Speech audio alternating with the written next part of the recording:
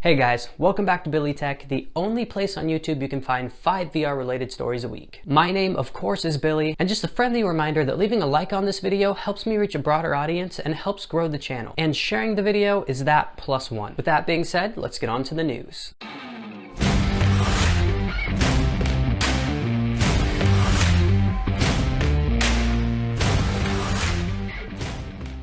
If you're in the market for a new headset right now and just don't have a whole lot of money to spend, the Samsung Odyssey Plus is on sale right now on Amazon for $200 off, bringing the price down to what's normally $500 down to just $300 bucks. It's a great deal and a great headset, highly recommended for the price, links down below. There will always be a spot for Oculus Quest news here on the channel, and today we're talking about VR Power, as it seems they're highly backordered just weeks after launch. If you don't know what VR Power is, it's essentially a battery pack that sits on the back of the Quest to extend battery life and also work as a counterweight to make it a little more comfortable. And it's looking like they're all sold out right now, and they're trying really hard to keep up with demand for the VR Power. See, this is good. Whenever you see anybody talking about how VR isn't being adopted, you could show them stories like this and assure them that VR will reign king. Let's talk about Frozen. Because I'm a fan, and I heard there was going to be a new VR experience set around the characters from Frozen 2. And I was honestly pretty excited for this one, as I haven't seen a whole lot of VR short films. Until I was reading an article on CNET about how we may not ever get to experience this in VR. And I don't really see the logic behind this, or really even know the premise of which they're reporting. But it was filmed in VR and created for VR, so why not release it in VR? Like I said, I don't know how credible this is, so I guess we'll have to just wait and see what they end up doing. But I hope this report is wrong, and we all get to see that short film. And for my PSVR users, I have one for you today as well. For PS Plus members, Firewall Zero is free this month, being the first VR game to ever be released on PlayStation Plus. Zero Hour is arguably one of the best VR shooters, if not the best VR shooter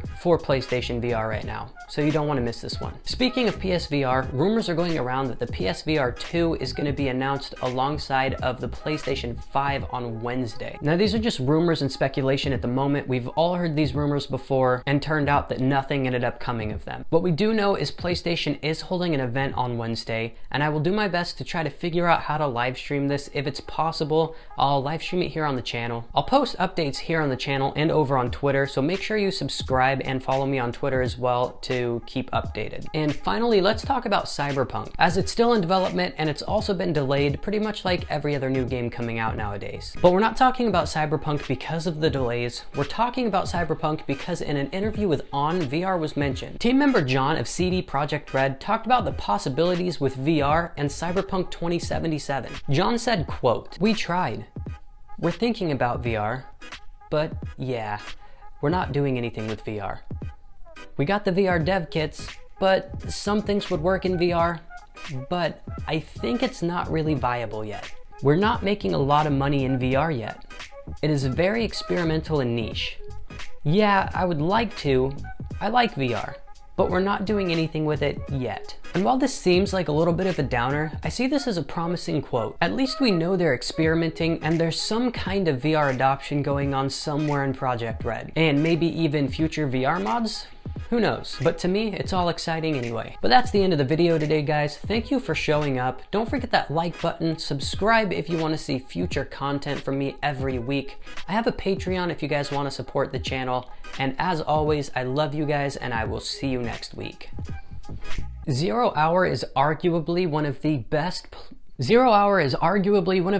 VR shooters on PlayStation VR right now, and arguably, wait, damn it, I already said that. Zero Hour is arguably one of the best VR shooters, if not the best VR shooter for PSVR right now. Zero Hour is arguably one of the best VR shooters for PlayStation VR right now. Zero Hour is arguably one of the best VR shooters, if not the best VR shooter for PSVR. Zero Hour is arguably one of the best Oh no!